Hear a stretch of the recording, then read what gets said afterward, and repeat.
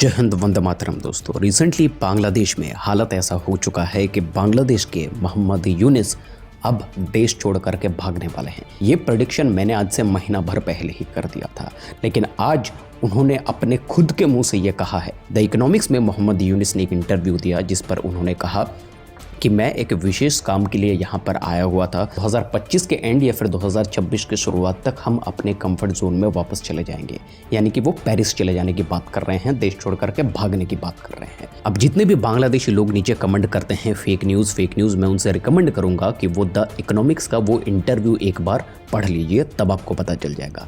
लेकिन इसी बीच पाकिस्तान और बांग्लादेश के बीच में कोलैबोरेशन भी हुआ है। इस कोलैबोरेशन में दोनों देशों के भीतर एक बेहतरीन खतरनाक वाला डील साइन हुआ है। वो डील ये है कि बांग्लादेश का एक पोर्ट है चट्टग्राम पोर्ट, वहां पर पाकिस्तान से जितने भी जहाज आने वाले हैं उसका कोई फिजिकल चेकिंग होगा ही नहीं। ये मोहम्मद यूनिस ने कह दिया है कि वहां पर पाकिस्तान से जितने भी जहाज आएंगे कोई भी जहाज़ों का चेकिंग नहीं करेगा कि जहाज़ के भीतर क्या माल है क्या नहीं है।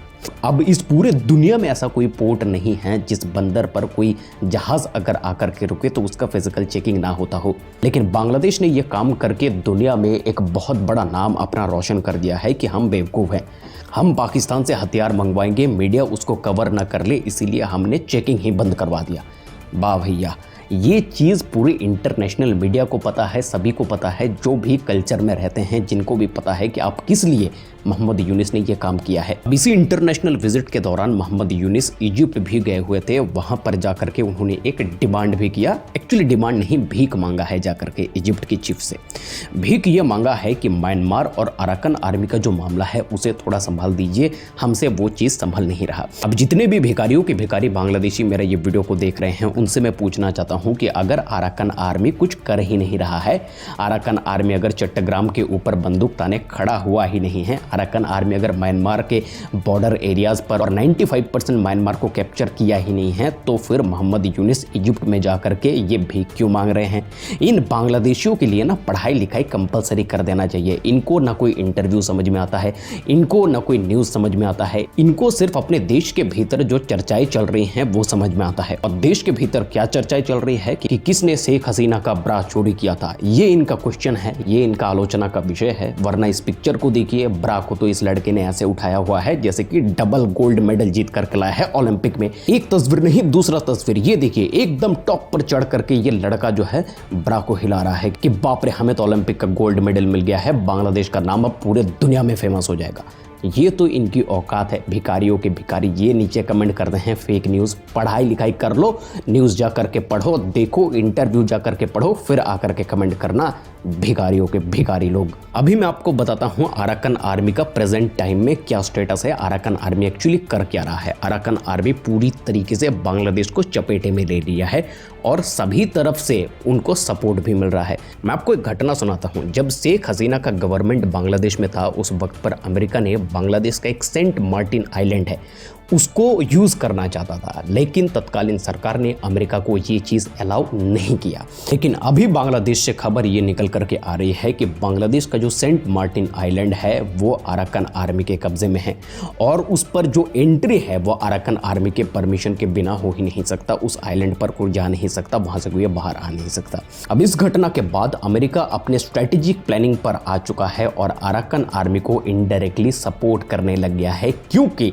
अमेरिका के लिए वो सेंट मार्टिन आइलैंड का इस्तेमाल होना बहुत ज़्यादा ज़रूरी है। क्योंकि देखिए, अमेरिका को रिलीजन से कोई प्रॉब्लम नहीं है। जैसे बांग्लादेश, पाकिस्तान, इंडिया में रिलीजन एक बहुत बड़ा इशू है, वैसा इशू अमेरिका के अंदर है नहीं।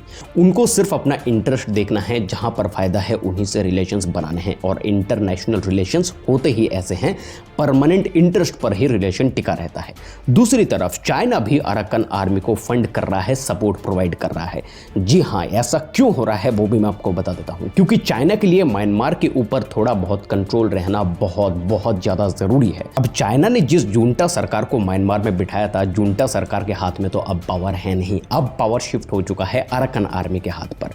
तो अब अगर म्यांमार के ऊपर थोड़ा बहुत भी कंट्रोल बनाए रखना है तो फिर अराकन आर्मी को सपोर्ट करना पड़ेगा, उन्हें फंड करना पड़ेगा।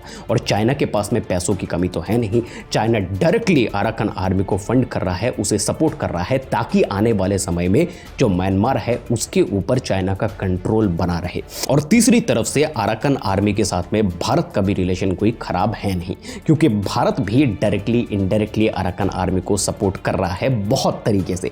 अब तीनों दिशा से अराकन आर्मी को मिल रहा है सपोर्ट। चाइना को चाहिए म्यांमार, इंडिया को चाहिए बांग्लादेश को दबा के रखना और अमेरिका को चाहिए सेंट मार्टिन आइलैंड। तीनों ही अपने इंटरेस्ट के बेसिस पर अराकन आर्मी को सपोर्ट कर रहा है। बीच में फंसा हुआ है बांग्लादेश। अब बांग्लादेश में आने वाला है फाइनेंशियल क्राइसिस, या फिर आ चुका है फाइनेंशियल क्राइसिस। मेट्रो रेल का टिकट वहां पर शॉर्टेज है। 4 लाख मेट्रो रेल का टिकट भीख मांगने के लिए आए हुए थे भारत में मोहम्मद यूनिस। ये देखिए न्यूज। अब ये फेक न्यूज है तो फिर मेट्रो रेल में जाकर के देखो, वहां पर टिकट का शॉर्टेज है। बांग्लादेशी भिखारियों के भिखारी इलेक्ट्रिक बिल का पैसा अभी तक $800 मिलियन भारत को नहीं दिया है बांग्लादेश।